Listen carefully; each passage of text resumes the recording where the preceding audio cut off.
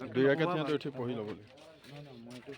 এইটো হৈছে মছজিদ আদাছৰ ৰাস্তা। যেনেকৈ আল্লাহৰ নবীৰ জামানাত মাটিৰ আছিলে, আজিও তেনেকৈ সেই মাটিৰে সংৰক্ষণ কৰি থৈছে। তেতিয়াৰে বেৰ এখন, তেতিয়াৰে ৱাল মাটিৰে বনোৱা। এই ৰাস্তাটোৰে আল্লাহৰ নবী সাল্লাল্লাহু আলাইহি ওয়াসাল্লাম পথেদি গৈছিলে। এখন পাৰ্ক।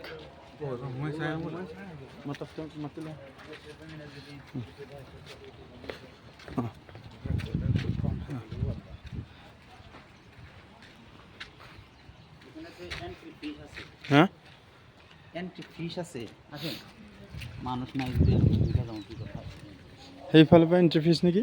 হ্যাঁ এন্ট্ৰি এদিকে এটা আসলে পুৰানা জামানাৰ মানুহবিলাক কেনেকুৱা এটা পৰিৱেশত আছিল, তেনেকুৱা এটা জাগা মানে মন্দিৰ দেখুৱাবলৈ চেষ্টা কৰা হৈছে। অঁ, সেইটো পুৰণা স্মৃতি এটা নবীজীৰ এনেকুৱা ঘৰবিলাক আছিল। আগতে এনেকুৱা ঘৰ আছিল। এনেকুৱা নবীজীৰ জামানাত এনেকুৱা ঘৰ আছিলে এনেকুৱা। আসসালামু আলাইকুম।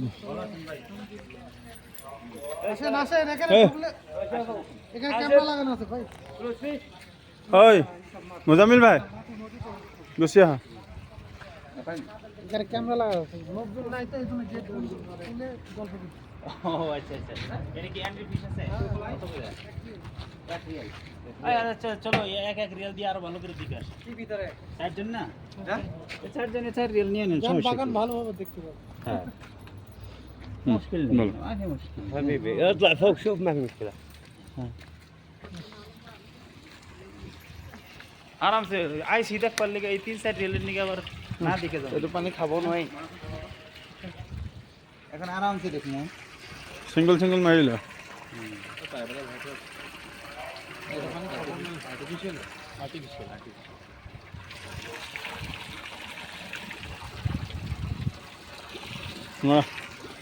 আসসালামু আলাইকুম রাহমাতুল্লাহ।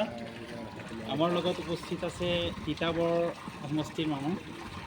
এখেতৰ নাম মুজামিল মোহাম্মদ হামিদুৰ ৰহমান। ফটো মাৰা। এতিয়া আপোনালোকে এতিয়া য'ত উপস্থিত আছে এইটো হৈছে আচলতে নবী সাল্লাল্লাহু আলাইহি ওয়াসাল্লামৰ জামানাত কেনেকুৱা ধৰণৰ জীৱন ব্যৱস্থা তেওঁলোকৰ আছিলে, ৰহন চহন কেনেকুৱা আছিলে, ঘৰৰ অৱস্থা কেনেকুৱা আছিলে, তেওঁলোকৰ লাইফ ষ্টাইলটো কেনেকুৱা আছিলে, সেইটো দেখুৱাবলৈ যত্ন কৰা হৈছে। আহক এতিয়া মোৰ লগত আহক যে আগৰ পৰিৱেশ পৰিস্থিতিটো কেনেকুৱা আছিল। ঘৰখনৰ অৱস্থা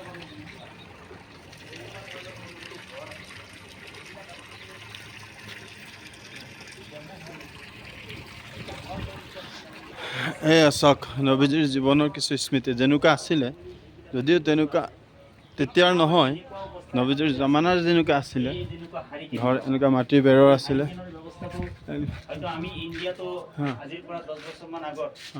ওপৰত এনেকুৱা চালিৰ ব্যৱস্থা আছিলে খেজুৰ পাতৰ।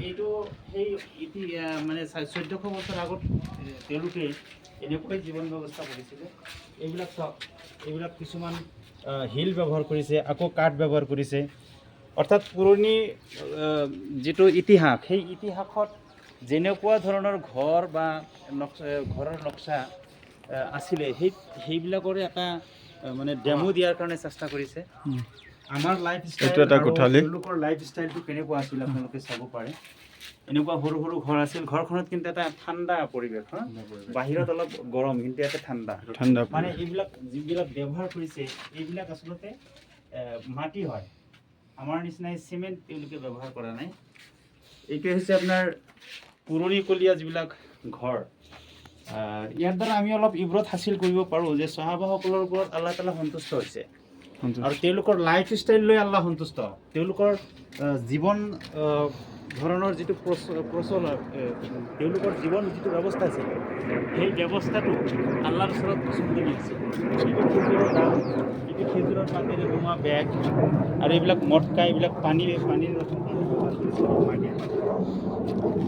গতিকে সামগ্ৰিক পৰিৱেশ আমি যদি দেখা পাওঁ তেতিয়াহ'লে আমাৰ ইতিহাস বা বুৰঞ্জীত যিবিলাক উল্লেখ কৰা যিবিলাক ঐতিহাসিক ঘটনা আছে সেই ঘটনাৰ লগত যদি আমি অলপ ৰিজাই চাওঁ তেতিয়াহ'লে আমি এটা বাস্তৱ অনুভূতি এটা ল'ব পাৰোঁ যে আগৰ জামানাত কেনেকুৱা এটা অৱস্থা আছিল, তেওঁলোকৰ ৰহন চহন, তেওঁলোকৰ ঘৰ দুৱাৰ কেনেকুৱা আছিল। আল্লাহ তাআলাই আমাক দেখুৱাবলৈ চাবলৈ তৌফিক দিছে আলহামদুলিল্লাহ। এইটো যে চাওক, খেজুৰৰ পাত দি পেলাই তৈয়াৰ কৰা চালি। আৰু নবীজিৰ বহাৰ জামানাত কাৰণে ঘৰবিলাকৰ চালি এনেকুৱাই আছিলে। চালি বনাই তেওঁলোকে চাৰ ব্যৱস্থা কৰিছিলে। কিন্তু ইয়াতে যদিও কাৰ্পেট বিছাই দিয়া আছে, আচলতে নামাজৰ কাৰণে মুছল্লা বিচোৱা আছে, যাতে যদি টাইপত ভ্ৰমণ কৰিবলৈ